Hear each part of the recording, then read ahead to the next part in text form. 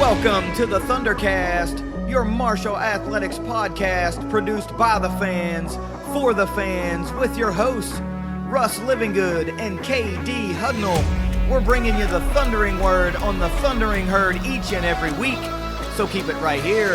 The ThunderCast is on the loose.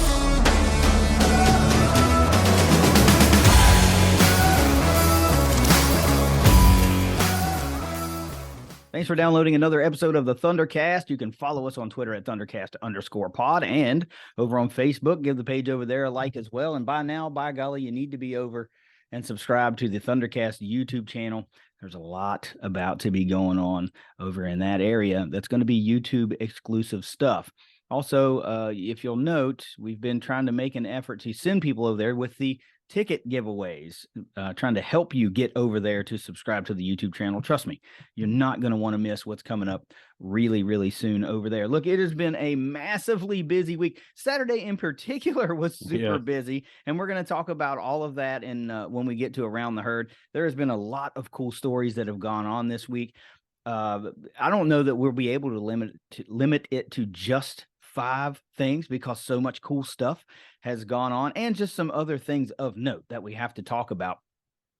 So we've got some championships going on. We've got some seasons getting cranked up. We've got all of it. Records are falling yet again.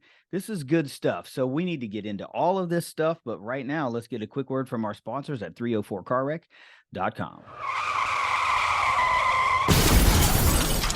If you've been hurt in a wreck, visit 304carwreck.com on the web or on Facebook. Our roads are full of uninsured drivers. When they hurt you, your insurance company can become their insurance company. Insurance companies take your money every month, but they fight you when it's their turn to pay. Don't be a victim twice. Jason and Matt can't protect you from uninsured drivers, but they can protect you from the insurance companies. Find them at 304carwreck.com. KD, those of our watchers over on YouTube will notice that I am wearing the Leisure Oliver PLLC, which is those guys at 304carwreck.com. I'm wearing their T-shirt that they just came out with. They wanted it to be green and white, as close as to our Kelly green. You know, it's hard to get Kelly from one place to another. Which we're going to have a little bit to talk about in our 5 things about that. Yeah. But just wanted to give everyone another reason to go over to the YouTube. Not only that you'll see some of the stuff that we're wearing from sometimes, and this little old hashtag right up here that you cannot read because it's a little too small. And I just wanted to let everybody know that says hashtag TC Chalkboard. And we're going to be using that hashtag for probably the next couple of months, I would say, probably right around 2 months. And there's going to be a little bit of a mystery to figure out with it. And we're going to have some clues up here on this chalkboard and maybe out on social media as well. Mm-hmm. And anyone that does figure it out beforehand and DMs us, we will have a good prize for them. Yeah, it's all in good fun, obviously. Good fun. But if you're only listening to the show audio, now might be a good time to start perusing over to YouTube so you can keep track of what the chalkboard is saying. And also, I mean, you can listen to, you don't have to watch the video. You can play the YouTube video through your radio and listen audio just like as if it were on Spotify or something. But still, any way you want to consume it, we appreciate it. But I just don't think you want to get out of the habit, and definitely once you get into the habit of going to the YouTube channel. And worst case scenario, if you just cannot put the YouTube on and you still want to listen to the audio, you can still play along by following along with that hashtag. Sure. Yeah. If you think you've missed something, it's been a while, just all you got to, how Twitter works. All you got to do is search the hashtag. Anything that comes up, or you'll get everything that has used that hashtag. So Twitter and Facebook. Looking forward to how this one plays out. But look, man, super duper busy week. Lots of stuff to talk about. And like I said, 5 things I don't think is just going to hold it. So let's get it going with at least 5 things that every herd fan needs to know this week. And as usual, these 9 this week things every herd fan needs to know this week is brought to you by Ignite Link, the Tri-State's premier IT management team. Let's kick off with something really, really cool. Andy Taylor was named not only the Sun Belt Conference Player of the Week, but the Lou Henson Award Player of the Week, which is a national award. Yeah. So he did not fall under the radar last week. He went out, and this was off of the heels of one of his worst performances in a Marshall uniform. He goes out and earns Conference Player of the Week and a National Player of the Week award. And since that game where he struggled and, it was rough, he's just kind of caught fire. Yeah. And has been playing, I don't want to say like a different player because he's a great player. No, he's been doing it all year. And but more shots are falling. He's just in the zone a little bit more than the normal Andy Taylor zone. And as much as we've been talking about Tavion Kinsey, and rightfully so, when all-time records are, within grasp, you're going to talk about that. But Andy Taylor, for as great as he is, I don't think is still getting as much love as he should be getting, even from us. We're guilty, but he's a great player.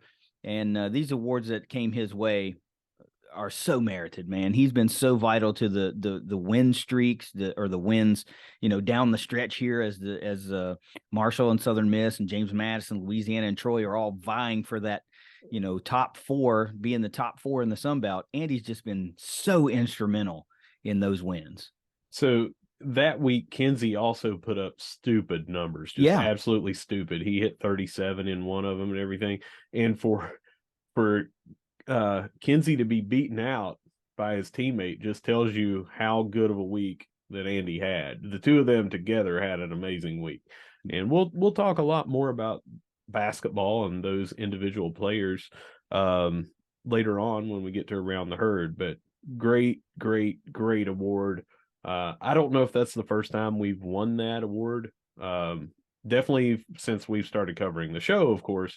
But I don't remember if Elmore or Whiteside or somebody. Well, there's so many different National Player of the Week awards. This one just has to be mid-major. Yeah, this just happens to be that particular one. And if I'm not mistaken, now look, don't hold me to this, but I am thinking that a couple years ago, I think Ryan Taylor maybe got a National Player of the Week award. Of course, now Ryan Taylor's on the coaching staff for the Herd, but somehow that's bumping around in the back of my brain. So we've gotten one in the past few seasons, but I just don't remember who it is. And if it wasn't Ryan Taylor, my apologies for who it was, but that's just what's popping around in the back of my brain. We're going to keep number 2 along these same lines with Players of the Week, and Johanna Strom was named the Sun Belt Conference Tennis Player of the Week. Listeners and viewers from last week will remember when we talked about just what a dominant performance she had, winning singles events and doubles events with a partner and stuff. Every match that she was in, she won. So great week from her. Love to see this spreading all around the Sun Belt Conference when you see all these different sports recognizing our Players of the Week. I think that's so cool, man. We remember way back when, sometime last year when tennis recruiting was in full swing, and we thought, man, this could be something special. At the time, we hadn't really followed tennis historically, but it was like the 8th best recruiting class in the mid majors and all that kind of stuff. And we thought, okay, maybe we're onto something here, and it's proving to be true, right? We've got an excellent tennis season going. Now the overall record might be there, but some of these individual performances are pretty damn impressive. And I'm going to keep sticking with it because it's just so fitting. Johanna the Thunder Strom is just the perfect nickname. So congratulations to her for getting that SBC Tennis Player of the Week, and after a dominating week. So, I mean, congratulations. I'm like you. I love hearing this stuff, seeing this stuff across multiple disciplines and sports. It's just awesome, man. It's just so awesome.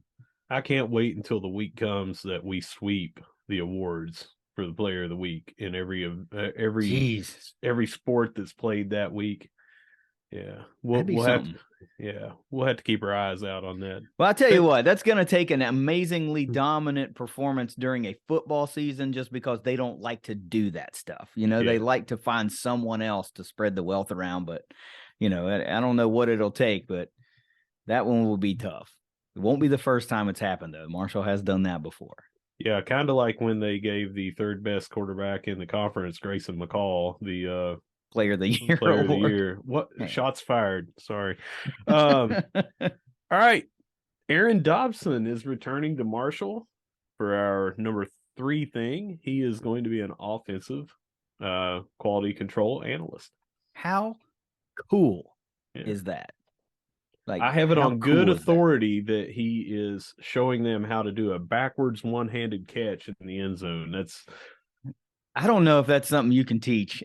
I think you just kind of gotta have that. But of all the plays, of course, that stick around in a lot of Herd fans' minds over the past, gosh, probably 2 decades or so, there's a handful of them that shoot to the top.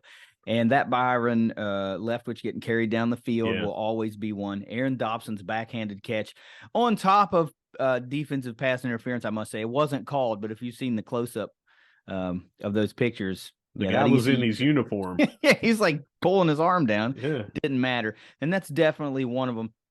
When I saw the tweet from Dobson, I put the picture of him it's from the Purdue game up in West Lafayette, and he made a one-handed catch where the photo doesn't do it justice, because if you watch the play, he was basically parallel to the ground, but having a guy like that who has a knack for catching the football, performed at a really high level. Yep. I'm not telling tales out of school to call Aaron Dobson one of those all-timers at the wide receiver position. He's talking about a second-round draft pick, New England Patriots, NFL experience, and he's a West Virginia guy, South Charleston High School.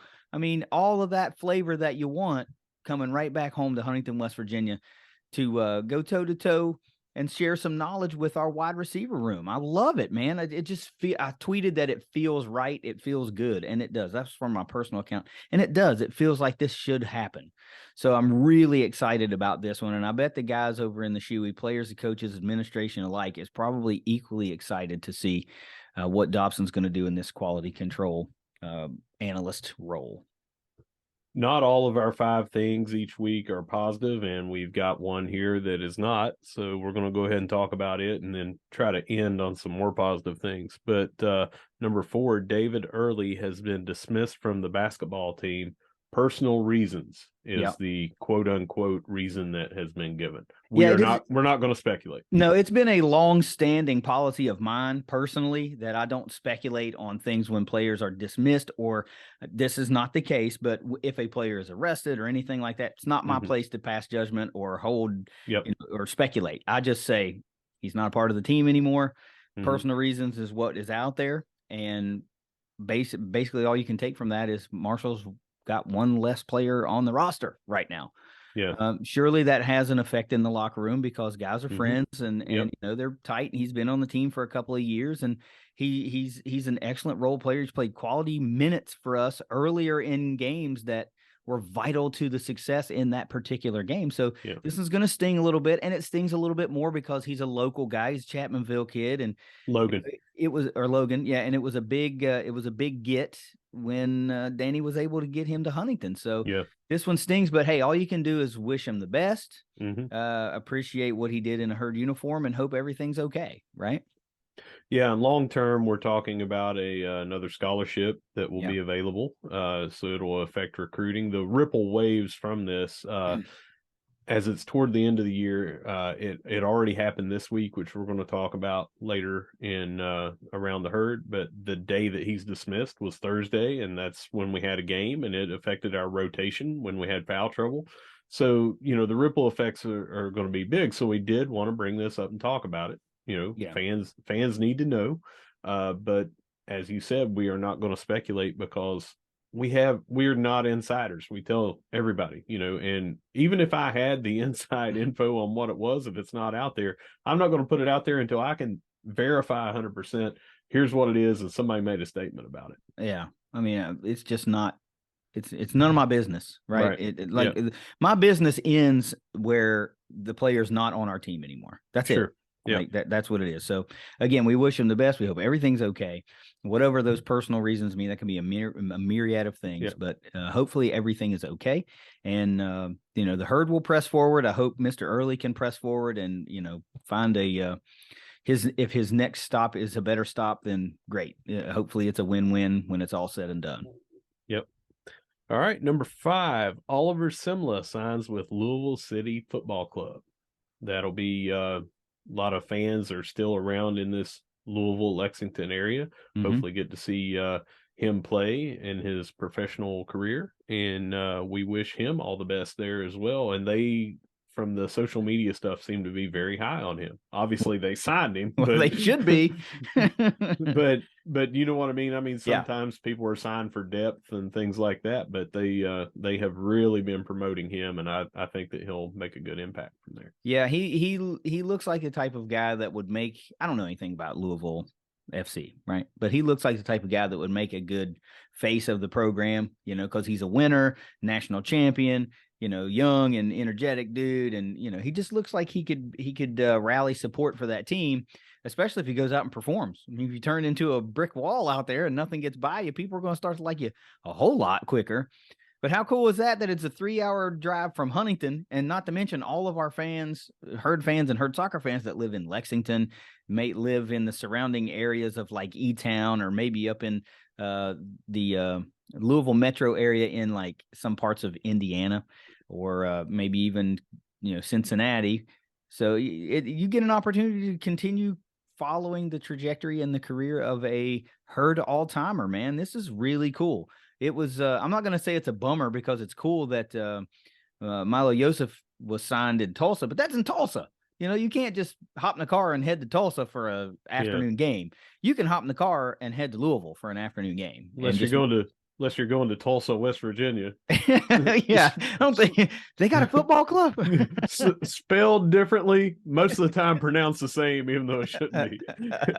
And point of parliamentary procedure, Mr. KD, I have to bring up that you must drive like my grandfather now, because I make it to Louisville in around 2.5, if not a little bit less. So, well, this was several years ago when, of course, I was working out of Louisville, and I remember, there was some administrative hangups with my job. They wouldn't grant me an extra hour, so it was 3 hours basically from my front door to where I needed to be. That's why I say 3 hours. Gotcha. But anyway, neither here nor there. Here nor there. Yeah. All right. Number 6, football general manager Mark Vodler seemingly has been hired away by Ohio State to be their new director of player personnel. The reason I say seemingly, neither Ohio State or Marshall has made an official comment, but where there's smoke, there's fire. There has been dozens upon dozens of Ohio State sources that have put this out and written about it. And it all came from Football Scoop, who generally has been they're pretty on point. Yeah, this does not seem like a smoke and mirrors thing. It seems more like a smoke and fire thing. So it's not surprising, right? Because when Huff brought in Mr. Vodler, it was with a pretty impressive resume of what he'd done at previous stops, and we thought, great, we're going to benefit for this for maybe a couple of years. And well, it's not surprising to see him move on. You got good people come after your people, right? Yeah. And I guess that's what you want. If people are hiring your coaches and administrative support staff, then that means you've got good ones. And the task just falls on you to replace them with equally talented replacements. So congratulations. I mean, it's hard for me to say I'd turn down a job at Ohio State, probably paying substantially more. Yeah. But one of the elites of college football, the elite of the elite, top 5 easily. And I think it goes back to what Coach Huff said on the last time he was on our podcast is, he made the analogy is you want people saying, hey, you got a good looking wife.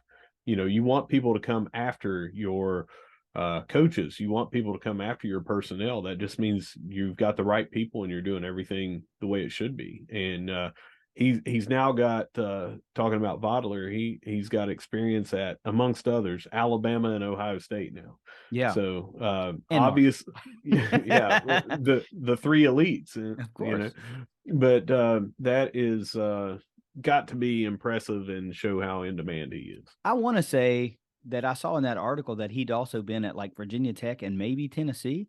I'm not, don't quote me on that, but that's a pretty impressive, laundry list of schools for a young guy too. For relatively young fella to build a career that quickly. So again, it's not surprising, but now the onus falls on Huff and his team to find a suitable replacement.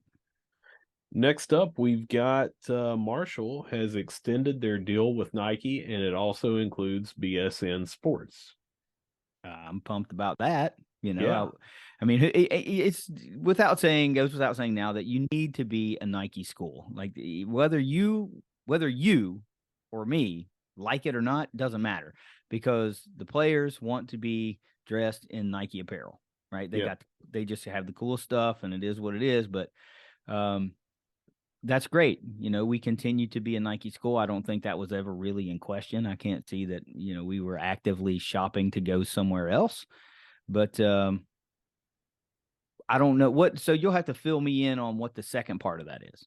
So BSN Sports, as I understand it, anyone can feel free to DM us or comment on this or whatever to correct us. But as I understand it, that is just more around the specific gear going to the like batting helmets or something like that, or like catchers, chest yeah. guards. So Okay. so they get all of the gear going to the athletics clubs, all the teams. So they are now, because you've got BSN and Nike and Marshall, it's coach or athletic director Christian Spears used the word holistic. So it's all encompassing, that everyone's on the same page. The contract is between the three organizations, and you will now see every single thing going, Nike on all apparel, that sort of thing.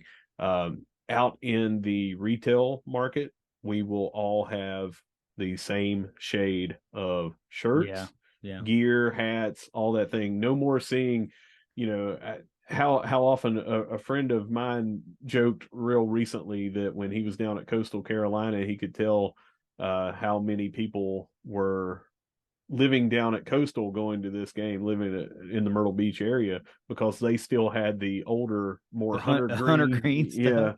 Because they had been away from Huntington's, where we've got the better Kelly green colors that are matching now with the athletics. But this is more brand cohesion, basically, is what we all need to understand. So the wild card in that is, yes, all of your Nike apparel might be the same color Kelly green, but like if you're buying a shirt from, say, Glenn's, and they're gonna screen print on a Gildan tee, well, it might not be the same color as the Kelly that Nike has. So there will still be some variations, but as far as official team gear, that should all be, cohesive and basically the same. I would have to reread the article, but they specifically said licensed I don't know, cohorts or whatever, people that they work with that are licensed retailers, I think will have to use Nike with this. See, that's shocking to me, because a Gildan, a regular Gildan tee costs substantially less. A blank one costs substantially less than a Nike tee. So you would basically be unable to sell like the $12 t-shirt. I would think. So it might mean for licensed retailers, I don't know. I just find it hard to believe that you're going to take away the freedom of your someone like Glenn's, who prints a lot of their own apparel, and they have a license with Marshall. I find it hard to believe that would be taken away from them to only have to use Nike exclusive, like, blank tees to print your designs. But I could be wrong. I just don't think that's. And I could be wrong too, without asking these questions. But here is the quote: fully integrating, which to me means, it's pretty definitive. Our Nike deal with all our campus and community partners was an important part of the future of our apparel, equipment, and licensing plan. Mm-hmm. What I get from that is that fully integrating means it's there, and when we're talking brand cohesion and everything, that just to me says we want it all to be part of this. I mean, Nike, what's in it for them is everything, but when you see if I'm Nike, would I say, well, yeah, we want to do this and make it fully integrated, but yeah, your licenses, you can also include all these other people that are a lot cheaper than us.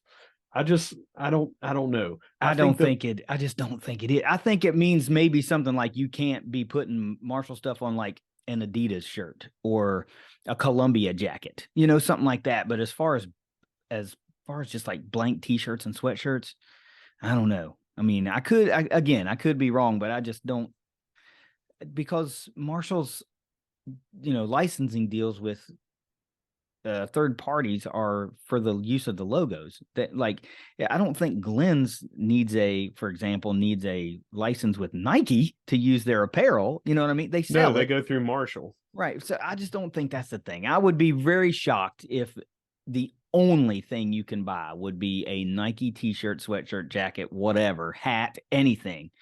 Because think about hats.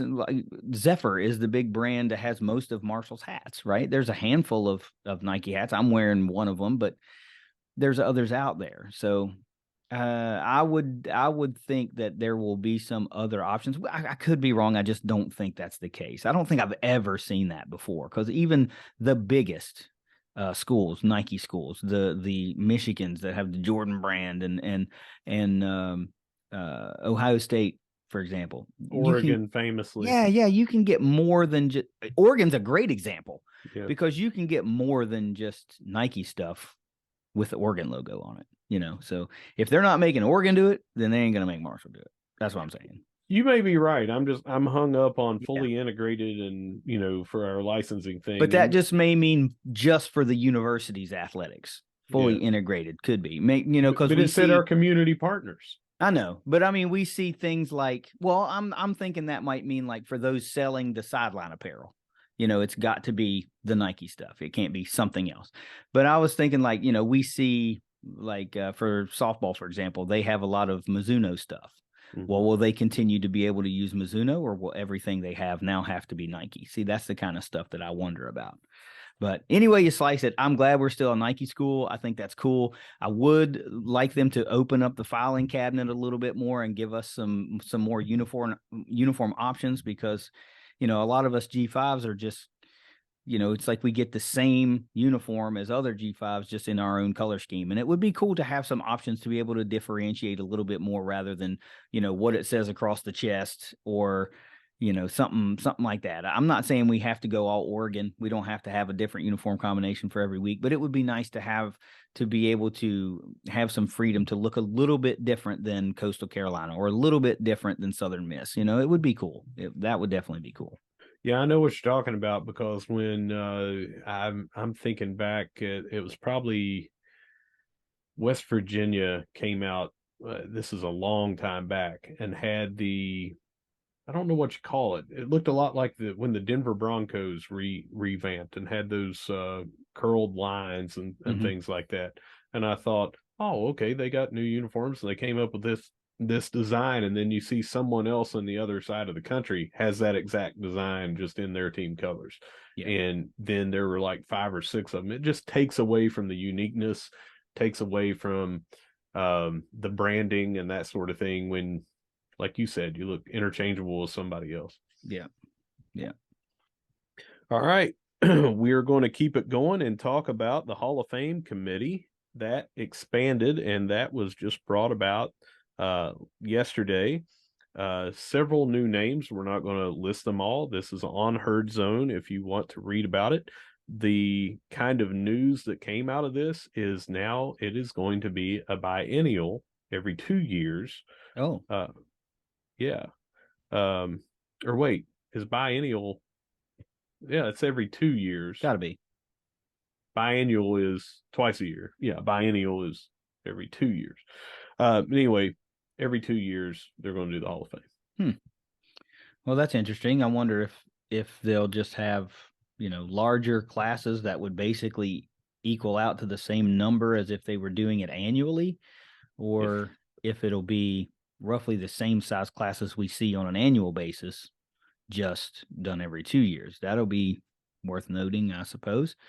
But yeah, I read that the list of names that are being added, and it was a nice mixture across the athletic department of some former athletes and some administrators, some current folks, and folks across even the university. So it was pretty cool. And I guess I'm interested to see how that'll go. I did not catch the part about it going to once every 2 years, because it seems to be an annual thing that you just are used to hearing. But okay, I got no thoughts one way or the other on that decision. Just something new, I guess. Yeah. And not much more to talk about that. That's really the news that came from there. We're going to wrap up our 9 things every Herd fan needs to know this week with the Kinsey Watch. And anyone that has been following along on our Twitter, you've seen us posting where he stands. And as going into last night's game, he was 26 away from tying Skip Henderson for second, and 90 away from tying John Elmore, who was at the game last night. Yeah. And he got 16 in the first half, finished with 22. So now he is 4 away from Skip Henderson. And that would be a little quick math here, 68 away now from tying John Elmore. We have 2 regular season games and 1 tournament game guaranteed. So it's pretty much a guarantee from my book, unless something catastrophic injury wise happens, that he's going to pass Skip Henderson and be in second place for this next game that we go to, which will be Wednesday. And then he's got a really good shot at passing John Elmore. Yeah, and some of the news that came out after this win over Troy, of course, I'm going to let the cat out of the bag just a little bit before we get into Around the Herd, because we've got to talk about it. Marshall secured one of the top 4 seeds, so they're going to get a double bye. And, while that's great for your hopes of a conference championship, that could take one game off the board. So if Marshall happens to have something wild happen and lose that game and Kinsey falls short, they would need some sort of postseason tournament bid for him to possibly be able to attain that record.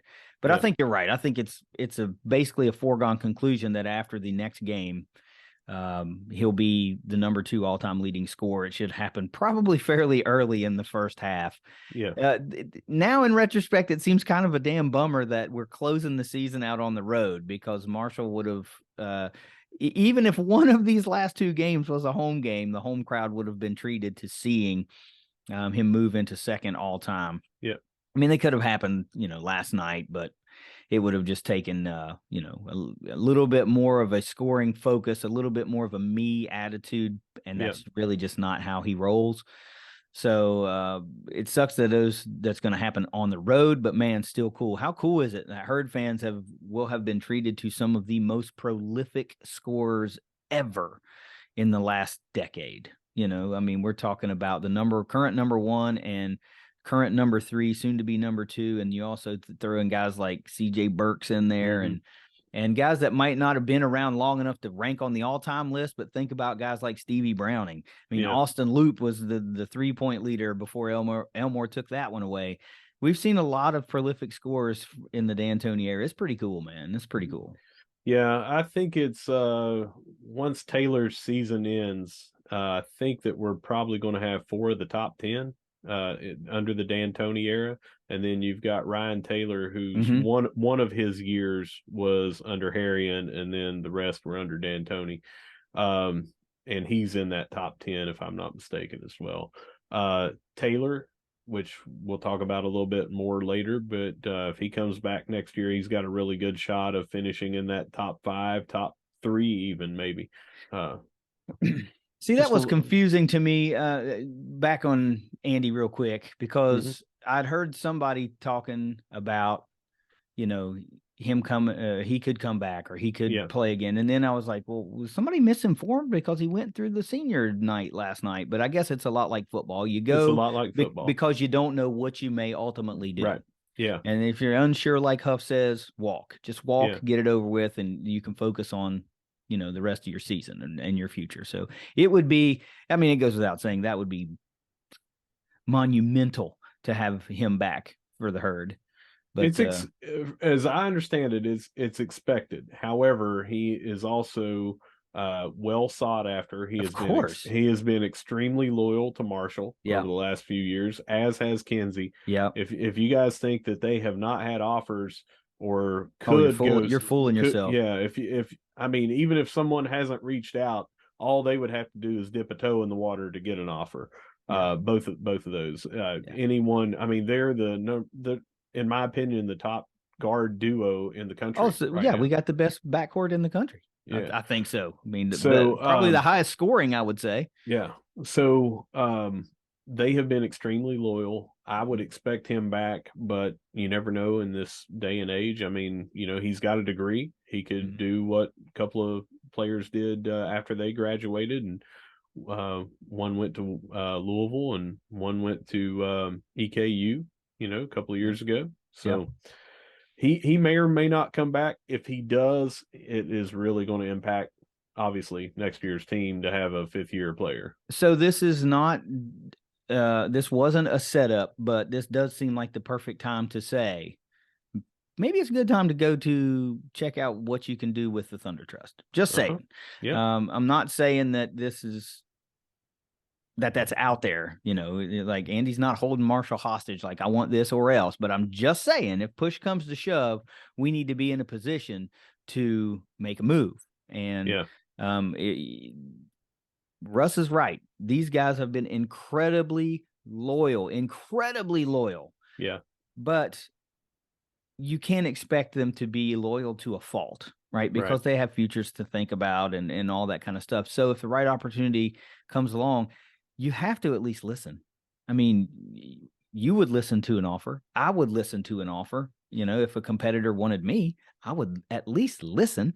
Mm-hmm. So go to thethundertrust.com, see how you can get involved, because we may be in a position where we have to do something, and we want to be able to do that if we can to retain these players. What if Marshall's a tournament team? They know Kenzie's gone. He's not coming back. Well, who's the next guy you're going to look at? Wow, look at this all Sun Belt, no doubt point guard who was running around sinking buckets left and right. He might be the missing piece for us to be a tournament team. Mm-hmm. Well, now what? So anyway, keep that in mind as we push forward. But Kenzie Watch, man, how cool. Yeah. 68 points off the top of your head. That might be off by a point or two, but no, it is. It's 68. Okay. To tie. 68 to tie. 69 to take the lead. Nice. Yeah. Got 4 points to tie, second place, 5 to move, and again, we expect that to be pretty early in the first half of Wednesday's game. Yep. Well, that ends our 9 this week. Things every Herd fan needs to know. And you know what? I could have put in more. It could have been more. Yeah. Yeah. This is a busy time. A lot of people, competitors of ours at other schools, they're not competition, but you know what I mean? Like people that do the same thing that we do. Peers. Yeah. Yeah. They are taking this time off and they only talk about football, and we are bringing Marshall fans every sport. Yeah. And there's a lot that's going on. When you look at Saturday, and there were like 9 games going on. Yeah. Some or not just games, meets, matches, that sort of thing. But crazy busy time, a lot of news going on, and you'll see when we get to Around the Herd here, a lot happened this week. Yeah. So again, we've got so much to talk about. We are just going to get right into Around the Herd. So, dude, where do you want to go? Because, I mean, like I said, Saturday alone was massively busy. Yeah. We've got a lot to talk about since our last episode. Of course, we're not going to get into every single stat and every single this and every single that. But there's a lot that went on, and a lot of records, a lot of bests, a lot of this stuff you can't just not talk about. So where are we going? I want to start on the diamond with baseball, and Greg Beals' era has kicked off, and it kicked off in a big way. We beat St. Louis the first 2 games of the 3-game series. On Friday, we won 11-4. That one was in no doubt at any time. And then we come back the next day on Saturday and we beat St. Louis 8-4. So starting off 2-0, we'll talk about those two games here in 1 second. They finished the series up today at 1 p.m. It's going on right now. Yeah. So this we won't have that by the time this show ends, but we'll be tweeting it out, and you'll probably be listening to this on Monday, I figure. Yeah. But hey, 2-0. Can you start any better to the Beals era? I mean, that's not in 2 games. Not in 2 games. Maybe 2 shutout wins would have been the better start, but who cares? I mean, this is pretty great.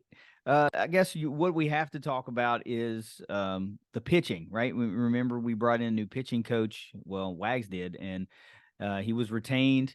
And I remember when we brought him in, we talked about how he had performed at Western Carolina, I think it was, and had dropped their pitching staff's overall ERA by over a run.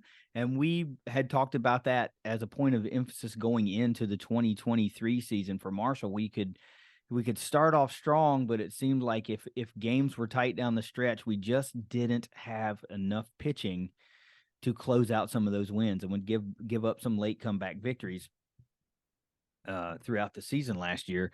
And so far this year, that's not really proven to be the case. Friday's winning pitcher was Bryce Blevins. He came in relief. Patrick Copen got the no decision after 4 innings pitched and 8 strikeouts in 4 innings.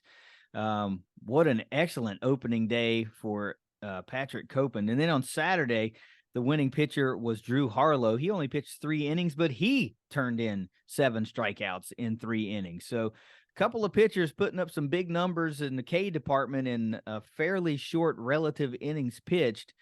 Something to be excited about early on in this season. So I'm sure we'll keep an eye on that. We'll keep an eye on guys like Luke Edwards, a big call from the team last year, was one of the league leaders in the Conference USA, both in average and hits, and he was just a vital to Marshall's success. So as this young baseball season moves on down the line, of course, we're going to bring you all the goings on. But 2-0, you got to love it in this Sunbelt baseball, like, religion type conference. I mean, they are serious about it. I have never seen guys, our cohorts, like you talked about, our peers, counting down, like literal countdown, like most people do for football. It's like 6 days until opening day. Can't wait. Ready. We're ready. So it's cool. Starting out 2-0 is where you want to be. I want to talk briefly about walks.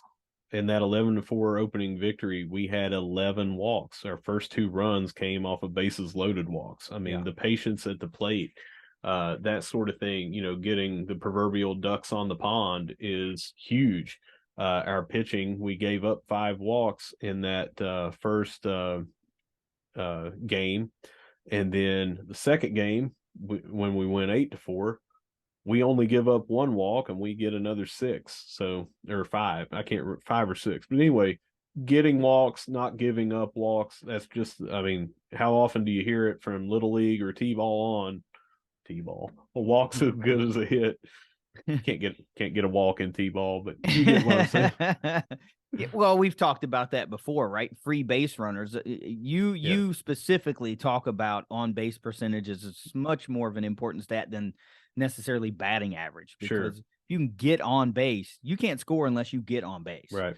And giving free base runners is just a great way to lose a game, especially a tight game. So to be on the plus side of that, walks versus walks given up ratio is another place you want to be. Getting guys on base to let your hitters hit is paramount when you're trying to figure out who you are. And we don't know who Marshall is, right? I mean, I'm sure they know who they are, but we as fans, by and large, I feel comfortable saying a large section of the fan base probably doesn't know what this Marshall baseball team is yet. Yeah. So they're learning with the rest of us. Yeah, 2 games into an era, I would argue that they don't know. They're going to have a good idea because of practice and everything, but they're really going to find themselves this year and find ways to win, and that's when they will find the character of their team. Yeah. Quick clarification for anybody on what KD's talking about, how I said and have said it many a times. I'll have hours-long conversations about it. Batting average is not the most important stat. On base percentage is driven a lot from batting average and walks, of course. But the higher your batting average, the higher your on base percentage is going to be. So I'm not discounting batting average, but you just can't look at the Triple Crown stats and get a feel for how valuable a player is to a team. If someone's getting on base over 40% of the time, they are giving the opportunity for these other guys behind them, the sluggers, the guys that have a knack for hitting it into the gap, to score these guys. Scoring more than your opponent is still how you win the games. So on base percentage, yes, 100%. It is one of the most important stats out there, and 11 walks is going to do it. Yeah, that's why I say at times. I mean, you still got to be able to hit the ball, but if you can get on base, I'll take guys that get on base. Right. Sure. After they finish up today, they're going to be traveling next Friday, Saturday, and Sunday over to Charleston, South Carolina for a 3-game series against Charleston Southern. So I know that we've got some folks down in that Myrtle Beach to Charleston area. So hoping to see some people go down there and watch some Herd baseball. Yeah, and it's never too early to start hyping up the home series, the first home series of the season. So we might as well start doing that now, because it's basically going to be the next week. Yeah, it's 2 weeks away, but you're going to have an opportunity to see Herd baseball and Herd softball same weekend, both opening at home. So you can really be able to hit up games for both programs all 3 days of the weekend, Friday, Saturday, and Sunday, whatever fits your schedule. There will be absolutely no excuse not to take in some Herd baseball up at the Kennedy Center on Route 2 and Dodd Hicks Field with the softball team, which we're going to talk about more here in a second. Yep, and we're going to go on to them right now. They absolutely decimated Maine on Friday, 16-0. Then on Saturday, the first game of a doubleheader, they beat Indiana State 3-2. Second game of that doubleheader, not against the same team. They played UT Chattanooga. They lost 7-4. This morning, they played at 9 a.m., and the second game is either ongoing or getting ready to end as we are talking about this. They blasted Western Illinois this morning 14-1. And they are playing Indiana State right now. Let's call that a final. Let's call that a final. Good. Herd takes down Indiana State in a nipper, 1-0. Herd scores their lone run in the top of the first and holds serve for the remainder of the game. Wow. 1-0. Sid Nestor in that one. 7 more innings pitched, just 1 hit, striking out 5 in that game. I got some stats on Sid, man. And these stats I'm going to read you don't even take into account that game. Okay, so that's why I said 7 innings pitched and another 5 strikeouts. Herd softball 5-2 on the season. Their season opener at the Dot again will be March 3rd through 5th. Yeah, I think it's called the Herd Invitational or something like that. They'll be playing Pitt on that Friday, Morehead State, and a double dip with Kent on a Saturday-Sunday affair. But Sid Nestor, listen, not counting today's 7-inning pitch, so I can do that. Now, well, let me count them. 38 total innings pitched for Sid Nestor on the season. 42 strikeouts plus the 5 today. 47 strikeouts and 31 innings pitched. Her ERA, I can't do the average on that real quick, but up through today, it's probably lower now since she only gave up 1, if that was an earned run, was 1.58. So that's probably a little bit lower now. Sid Nestor is absolutely killing it early on in the season. Get your ass to the Dot and watch her pitch. It is an opera.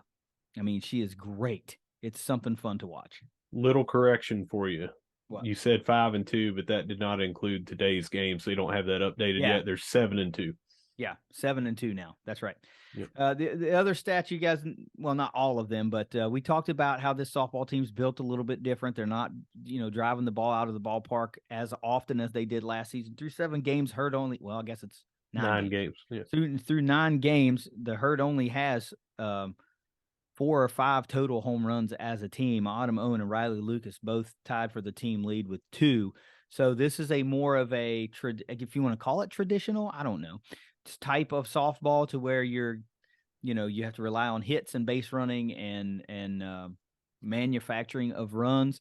It's very entertaining. I can't talk about that enough. If I only get to see them play one game this season, I'm going to be thoroughly disappointed because it was a hell of a lot of fun. You guys have to plan now, 2 weekends from now, the first weekend in March, make plans to take in at least one baseball game and at least one softball game while both teams are in Huntington. You will not be disappointed. Oh, Let's talk. wait a Yeah, minute. go ahead. Last stat I wanted to say this is about your on base percentage of Mhm. the seven. This is also up through today. So before this last game, of the 7 players with at least 15 at bats for this Herd softball team, four of them have an on base percentage of over 500. Tell me that's not impressive. That is impressive. I will not tell you that. Where do they go next from here? They're going to be playing 5 games in the Liberty Classic over in Lynchburg, Virginia, and that'll be Friday, Saturday, and Sunday. They got Northern Illinois at 10 a.m. This is on Friday, 2 p.m. Morgan State on Friday. Saturday, they've got Princeton at 2 p.m. Saturday, they've got Liberty at 6 p.m. And then Sunday, they finish up this 5-game weekend series with Elon on Sunday at 11 a.m. And then, as you already mentioned, we're going to talk about it a lot in our next show, but they will be hosting the Thundering Herd round robin the next weekend. So, again, get to the dot for that weekend. Go ahead and make your plans. All right, next? so we are going to go over to tennis, and this was ongoing while we were recording last week. So Sunday they ended up beating Cincinnati 6-1, extremely decisive. And I'll have a little bit of the winners on that. The matches against Michigan State were canceled. Tragic campus shooting. Made national news, and of course they put all sports on hold, and that was one of the matches that were planned. And then yesterday they lost to Illinois 4-2. So of those winners on tennis, let's see here.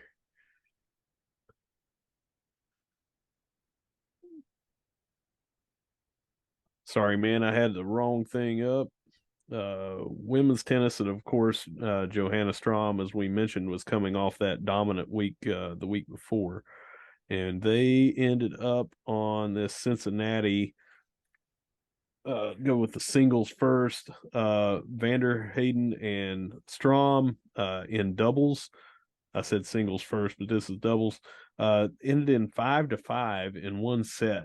I don't know why it doesn't say on there why they didn't play as a second set or finish the first set.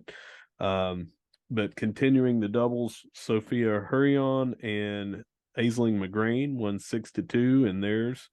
And then Gabriel Clarat and Ricky Gillar won 6-3 in their doubles. And then over in singles, Emma Vanderhayden won in 3 sets, 7-5, 6-1, and 1-0. And then Strom continued her dominance, swept 2 sets in her singles, 6-2, 6-1. Doroteja Joksovic won 6-3 and 6-3 in hers in singles. Aisling McGrain 6-1, 7-6, and 1-0. She ended up losing that one in an extremely tight back and forth third set. Angela Lopachik 6-2 and 6-3. She swept her singles, and then Sophia Hurion 6-4 and 6-0 won hers.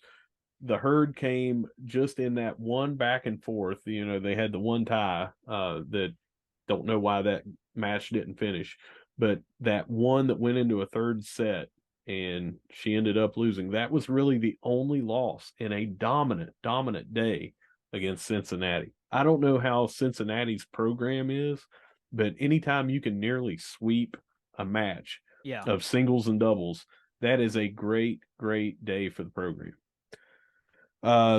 Obviously not as good on the Illinois match from yesterday. As I mentioned, they lost 4-2.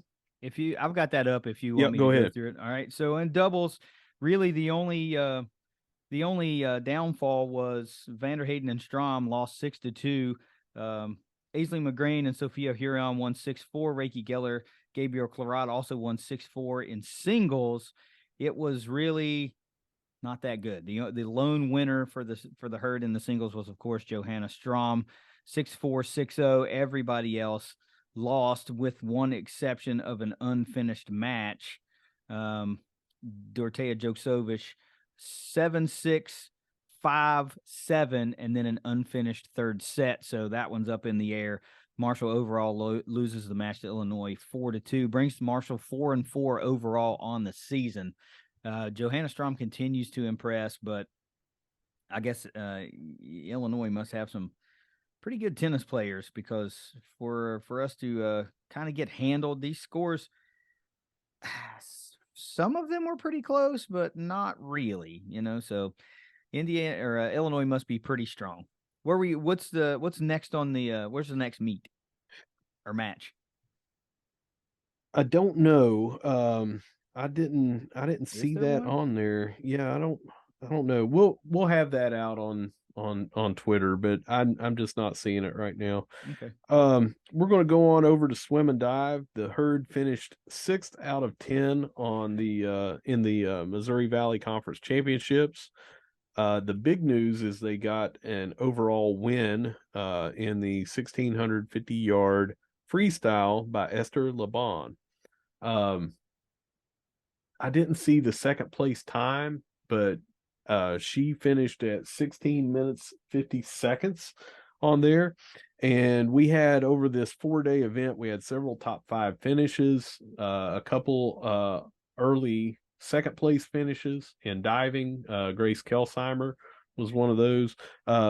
Just top to bottom, a good showing from everybody, all kinds of top 5s and that sort of thing. But the number one news of that is Esther Laban winning an overall event 1650-yard freestyle.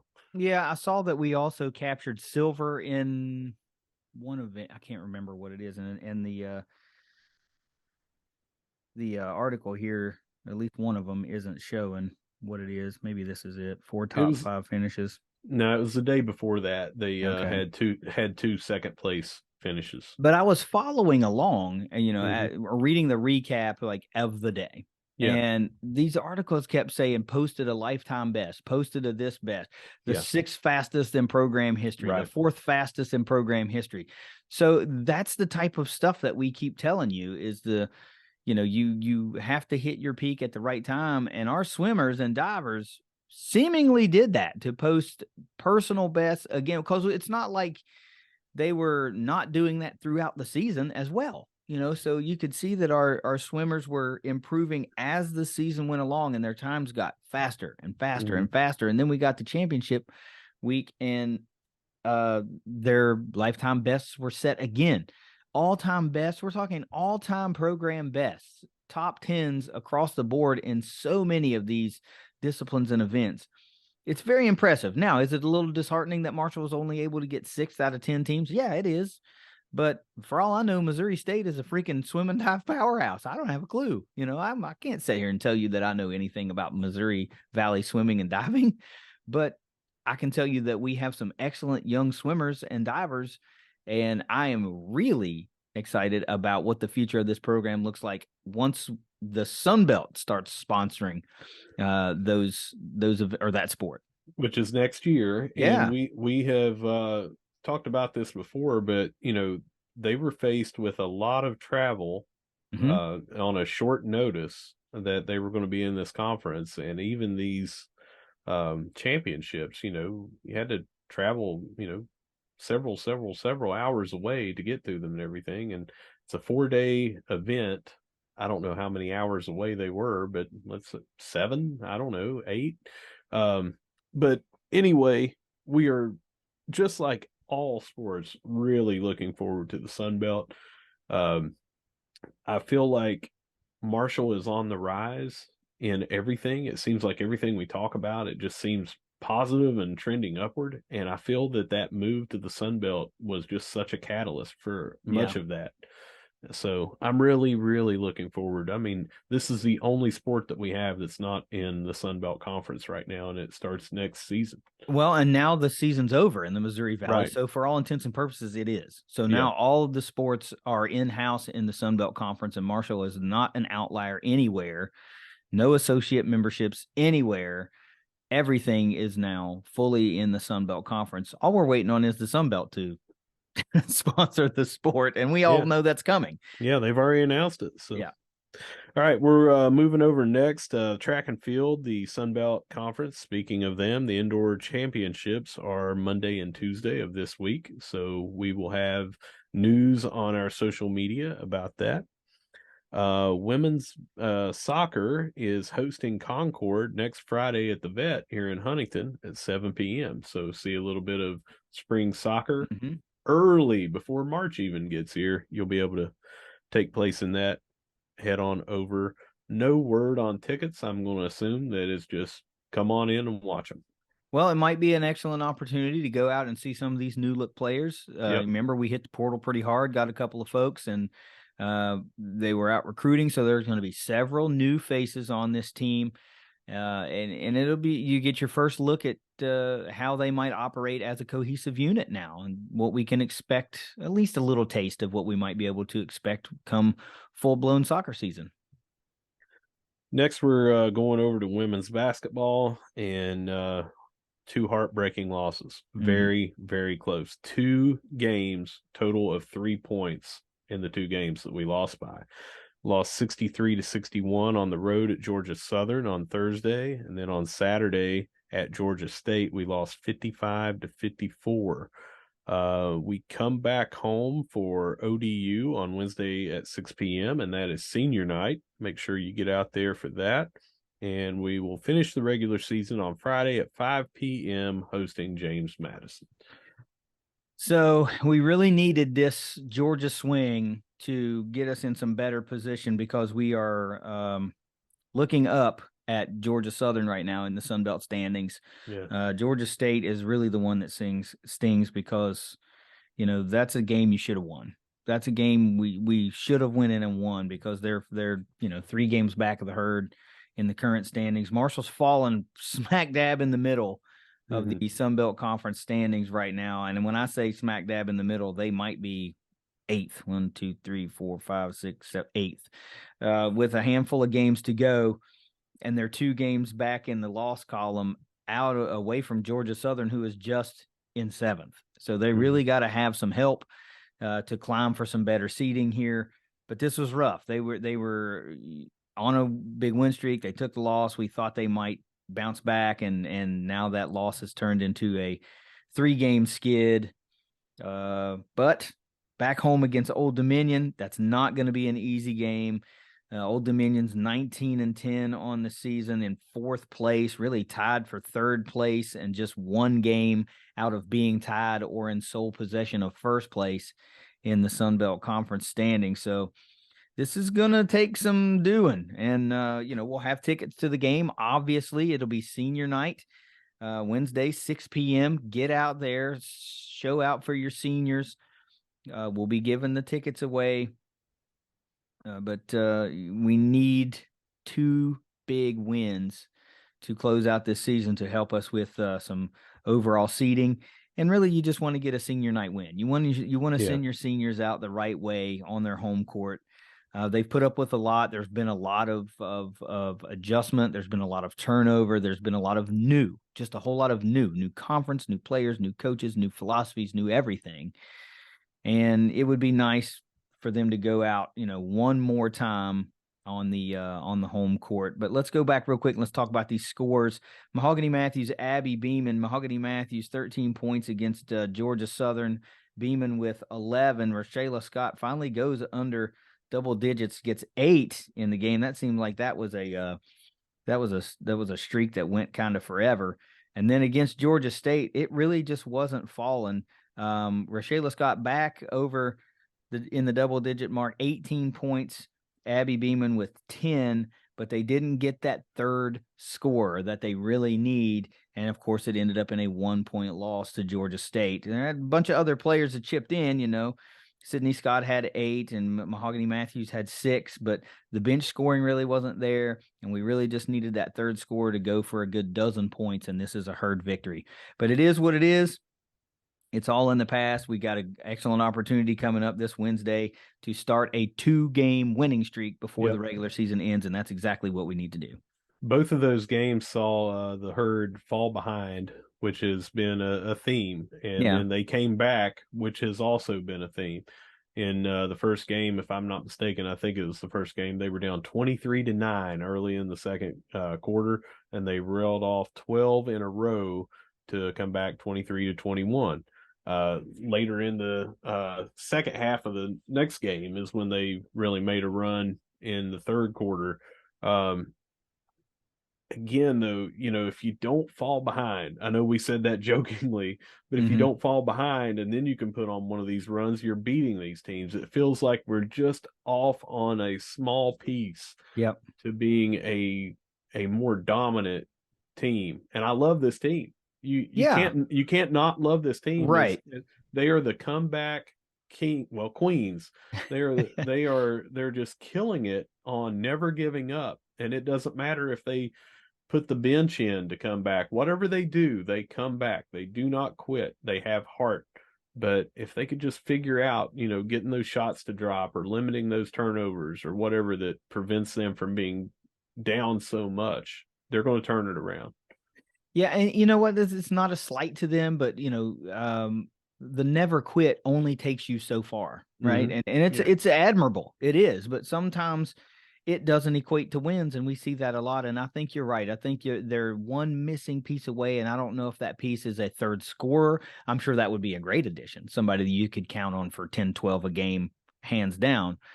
But it feels like it might be another defender, somebody to prevent that run or curb that run or whatever that is to stop that bleeding when you need to get several stops in a row down the court to prevent that bleeding.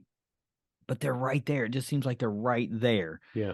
So, again, very, very good opportunity to go on a 2-game win streak, see where the chips fall for the Sun Belt Conference tournament and who we might match up against. But as of right now, middle of the pack team, slightly above 500, which is always a good thing.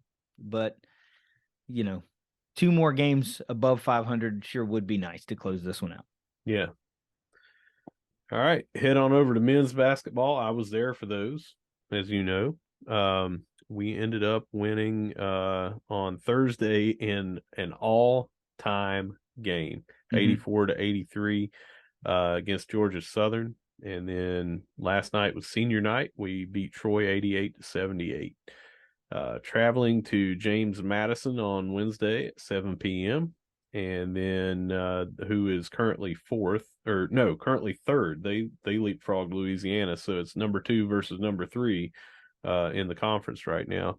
And then finish the regular season at Old Dominion on Friday at 7 p.m. Yeah, that's going to be tough ones, man. You really got to have that James Madison game to keep pace, because I think there's still a chance Marshall could win the Sun Belt regular season championship, which would be pretty impressive. You talk about a big turnaround from a year ago, but you're not going to have any opportunity to do that if you don't go 2-0 this week. You're going to have to go on this Virginia road trip and get a game in Harrisonburg and then go to Norfolk and win as well. And we saw that James Madison got one from the Herd earlier in the season at the CAM. And Marshall was able to escape a really scrappy, tough Old Dominion team in a close, maybe it was like 5 or 6 point victory at the CAM earlier in the season. So these are not cakewalks. James Madison's good. They just beat Louisiana, who did not match up well with the Herd. We talked about it last week that the Herd gave up 28 and 20 to Jordan Brown. And, James Madison had a much better effort against that Cajuns team. I watched the tail end of that game after the Herd game went off. I was like, let me check on this score. And there was a minute and a half left. So I watched it, and it was they closed it out the way they were supposed to. They had to lead, and they didn't let Louisiana go on a little run to make it, put any question in place. But you got to have this one. Actually, you got to have these last 2. Let's go back and talk about that unbelievable environment and game last Thursday Marshall and Georgia Southern. I don't think anybody wants to play Georgia Southern at all in the Sun Belt tournament. They just don't seem like they match up well with the Herd for whatever reason. I can tell you why. Both of those games have been tight and too close for comfort for the Herd. So, but let's go back and talk about that game. Yeah, so here's why I think that they don't match up well, is they have a very good interior defense, interior rebounding team, and they are physical. They're big, physical, they're bulkier, that sort of thing. And we tend to struggle with that because we're more of let's outrun everyone. Mm-hmm. But when they can beat us on the boards and get our bigs in foul trouble, our defense breaks down, our interior defense breaks down. That's kind of what we saw there. That game, though, it was great to be there with some friends, some people that you know as well were right there with me, and we were seeing some people foul out around 2 minutes to go, and 1:34 or 1:36, can't remember which. We were down by 11, 79-68, and I'm not one of these guys that's beating those people up that were leaving. I like to stay, but I mean, this is a Thursday night. Some of the people that were leaving had kids, small kids, so it's late in the night. I don't know where they're having to travel to, so I'm not going to beat them up. All I will say is I guarantee you 95% of those people really wish they would have stayed for that game, because if it wasn't 100%, it's definitely over 95. That game was ridiculous. Well, let me before you get into it, look, of the 5,711 people that are listed on ESPN as being at the game, I guarantee you 10,000 people will say they were at that one. And they didn't leave. So I don't know what you saw. Nobody left that game early. They were all there until the end. And in fact, probably 5,000 more people were in there that you just didn't account for. That's just how those things go. I got you. So yeah, it was a sellout. 5711 is the number now. That doesn't mean that that's exactly how many people were in there. You've got a lot of administrators and things that don't take up seats and everything. Let's just say it got really, really loud, and that is maybe the loudest I've heard it when we won that game. Yeah. And I've been in there for bigger crowds. Look, when the crowd pop from Cam Kerfman's 3 late in that game, you would have thought Stone Cold Steve Austin was going to walk into the Cam Henderson Center, because that crowd pop was amazing. I think he did. I think I saw him. But no, man, talk about not giving up. We went into one of the hardest presses I have ever seen at the end of that game. And that's the only way you can do it. You can't just let them inbound it and run time off the clock. Yeah. But that game was foul after foul after foul on both teams. They had their 3 guards all fouled out.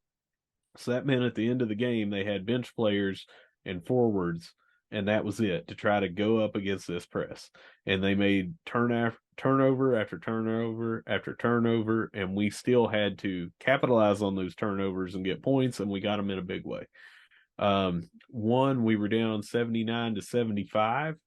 If that doesn't tell you, we had already scored, 79-68. We had scored 7 in a row. And then Kerfman inbounds the ball off of a long timeout, and nobody was guarding him. So he inbounded the ball. Taylor, I think, threw it right back to him. Kerfman hits that 3, 79-78. I mean, how do you not put somebody on that guy? You just don't know the big picture. You just he was good from where he was taking the ball out. Yeah. That it was just an illegal shot. So they had to find a way to get him over the line. Is all. I mean, he was 1 foot over the line. They threw it right back to him. Boom. I mean, Bob Boland was announcing it, and he called it right away. He said, well, they're not going to be able to leave anybody open for a 3. And as soon as he threw the ball in, he called it. He was like, well, they left Kerfman open. And he was like, boom, 3, nothing but net. Yeah. Anyway, we come back. We win 84-83. Massive, massive game. I cannot say enough. But one thing, and I put this on Twitter, one thing, I like that plus and minus stat in basketball, which tells you what your team did either positive or negative in the scoring department while you were on the floor. They had a player who played one official minute, and I think it was more like a minute 42 or something like that, minute 28. He had 4 points, which was all 4 of their points after they were up 79-68. He had a plus minus of -9. 1 minute, 4 points, -9.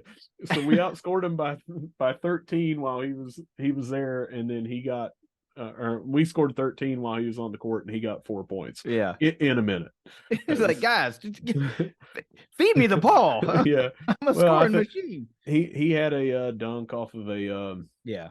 Off the press when no one was back, when they got to lob it over top of him on what I thought they gave the inbounder 6 or 7 seconds to throw it in. I went back and looked, and I tried to count with the ref, and I don't know what he was counting, but those weren't seconds to me. I mean, it seemed like he had the ball out there for 10 seconds, and finally, they just lobbed it over, and it just happened to be over top of everybody's head. He got a dunk, and he got 2 foul shots. That's how they scored their 4 points after being up by 11. So let's talk about some of the stats from the game.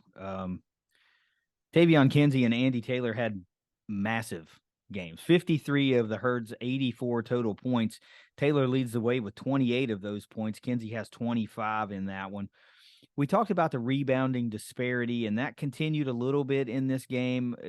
Now it seems like if the Herd only goes -10, that's about average. And they were in this one, -10, 40 rebounds for Georgia Southern, just 30 for the Herd, but just did not matter. Everybody that got into the game for the Herd put points on the board. Nobody was held scoreless that entered the game for the Herd. Everybody else just kind of chipped in, you know. Obina, Cam Kerfman had 6. Han Logden had 7 with 6 boards.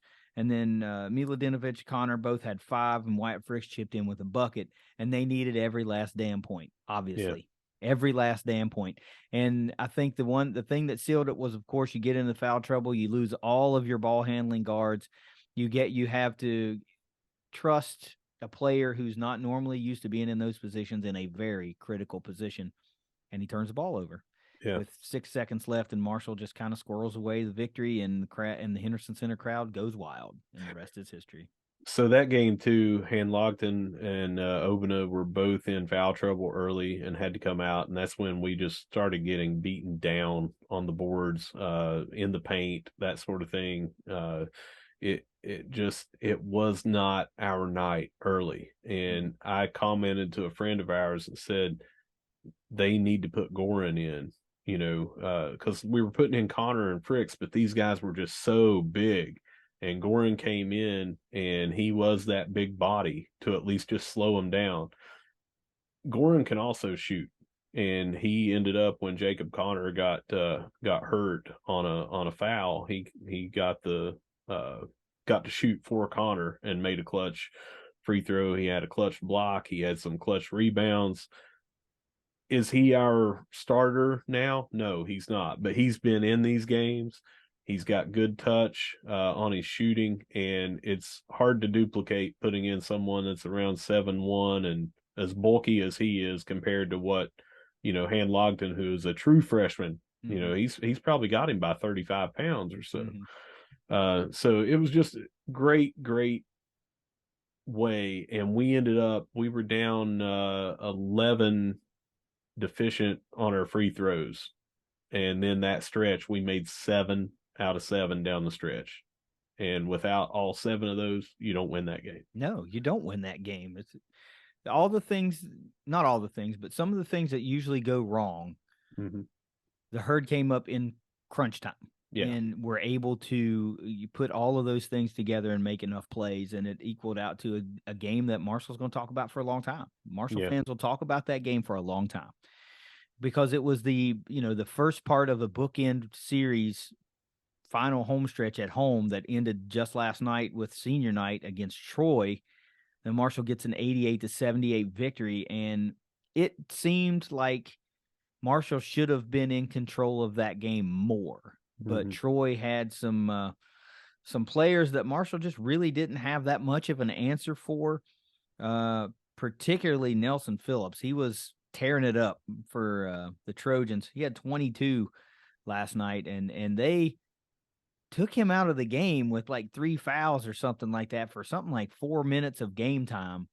And that one really turned the tides for the Trojans. I think I would have probably risked leaving him in to pick up another foul to see if I could have kept it a little bit closer, but they didn't. And ultimately, it allowed Marshall to just maintain a lead for the bulk of the second half. They maintained an 8-9 point lead for roughly 6, 7, 8 minutes of game time. Yeah. And too much time just got squirreled away, and Troy was never able to do what they needed to do with that shortened amount of time left with that big of a lead. But let's not gloss over this. Marshall wanted that one. It was important that they win that one, and they went out and I won't say dominated, but man, they put on a show for the Herd fans.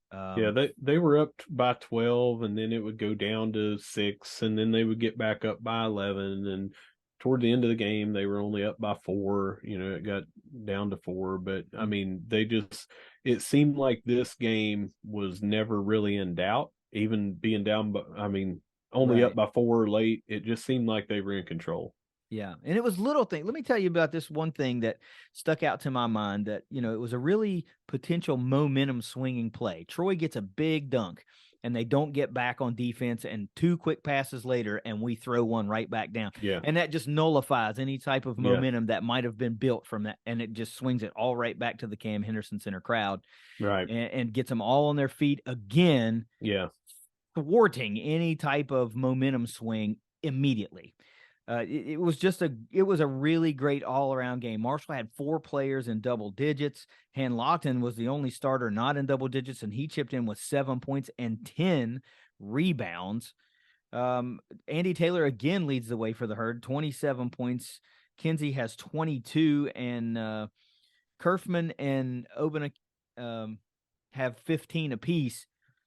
Wyatt Fricks and Miladinovich both get in the game, do not score, but Fricks only has 3 minutes in the game. Jacob Connor comes in, gets a bucket, but this was all about those starting 5. And Bob Bolin had an excellent point in the broadcast. I was watching the broadcast, and I can't remember the point totals, the stats. He was talking about the Herd's getting dominated in bench scoring, and I can see that because just a quick addition is 33 points to 2 points.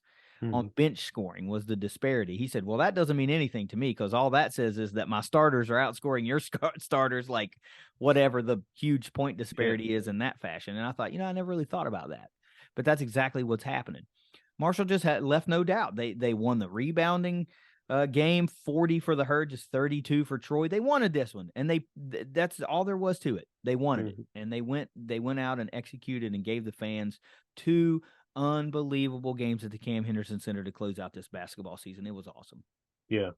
Senior night was really big. Standing ovation for Tavion. But Goran and Andy both got really strong ovations as well, seeing the 3 of those guys and what they've meant to the program.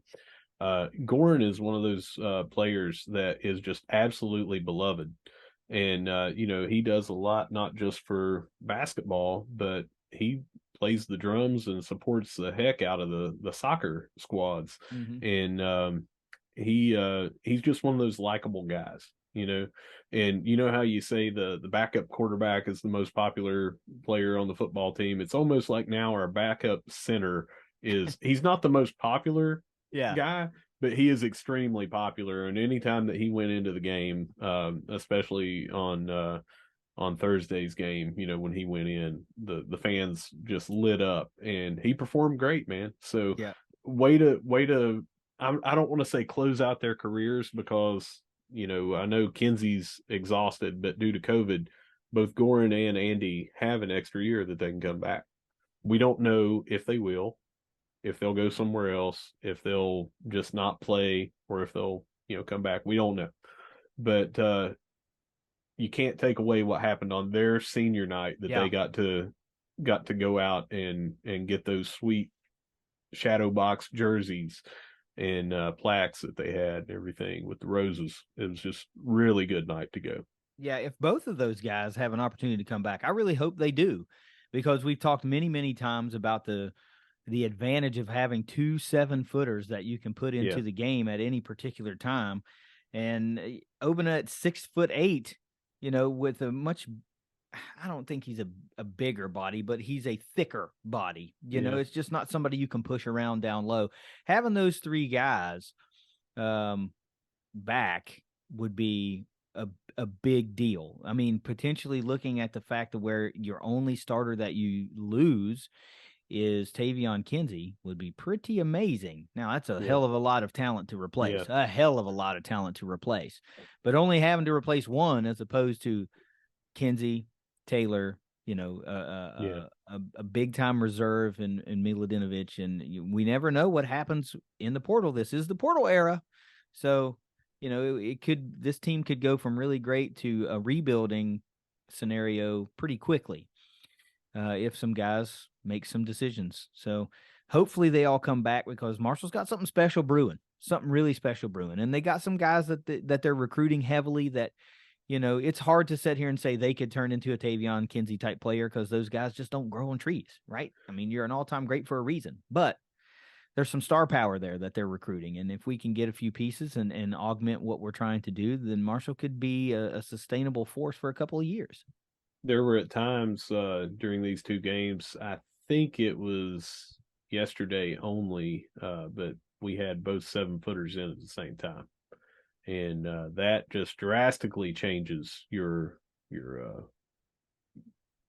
everything. I mean, it's you got some shot blockers in there, especially if you could decide to go big. We've talked about all year long the length when you're bringing in Fricks and Connor and people like that. If Kerfman goes on the bench and you're bringing in Connor, you're going from 5'11" or 6 foot, whatever Kerfman is, to 6'8", almost 6'9" for Connor, who plays out on the wing and is comfortable bringing the ball down the court if he needs to. So just the length alone and the athleticism, it's gone a long way this year. And we talked about early in the 5 things, and him being gone, that kind of pushes from what we've seen Goran to be up. So you're replacing bringing in a 3-pointer, a guard kind of guy to a low post, definitely guy, but Goran can also shoot the 3. He's comfortable from out there. He's got a really good shot. He's more of a finesse player anyway, instead of a big banger in there. But it's going to drastically change what we're going to look like these last 2 games and what we're going to look like in whatever tournaments that we end up playing in. Yeah. So I guess the last note you need to make on the men's basketball team is, again, Kinsey watch. 69 points to overtake John Elmore for number 1 all time. 3 guaranteed games left, barring any postseason invites. So you probably feel good about saying at least 4 games. I would think if Marshall posts a tremendous record like they could probably get into some sort of postseason tournament with the record they have now. But getting to 24 wins, 25 wins at some point in the tournament, or making a deep run into the Sun Belt tournament, or dare I say winning it. Of course, winning it's going to get you into the NCAA tournament. Yeah. But, even losing in a championship game might get you an NIT invite. Yeah. That would be pretty prestigious, pretty cool for this class and this team for what they've done this year. So Kinsey watches at 69 points, and we'll keep updating that as the games, get played. So we got anything else? That's it for me. Okay, I got one more note that I got to say. This is going to be my final thoughts. I don't know if any of you guys are paying attention or decided that you wanted to watch, but the XFL started again for the 3rd time. And we've got a handful of former Herd alums on some of these XFL teams. And last night, 2 of them were playing. 2 of them were on the same team. On the Houston Roughnecks, they were playing the Orlando Guardians last night, and former linebacker Tavante Beckett plays on that defense, and former offensive lineman Alex Millette is on that offensive line. Both of them played quite a bit last night, and in fact, Tavante Beckett notched his first career XFL interception that actually got returned for touchdown, but then called back on penalty. So the interception stood, but the touchdown did not, but just something to take note of. And if I'm not mistaken, Former all-timer Brendan Knox, running back, is on one of those rosters. I'm not sure which one it is. I want to say Seattle, but I'm not sure. I tried to look at the rosters earlier, but I just didn't have time before we started recording. But those three guys I know for sure are on XFL rosters. So if you need an XFL team to cheer for, pick one of them and root for them. Might as well cheer for our guys. But anyway, that's all I've got. If you don't have anything, take us out of here.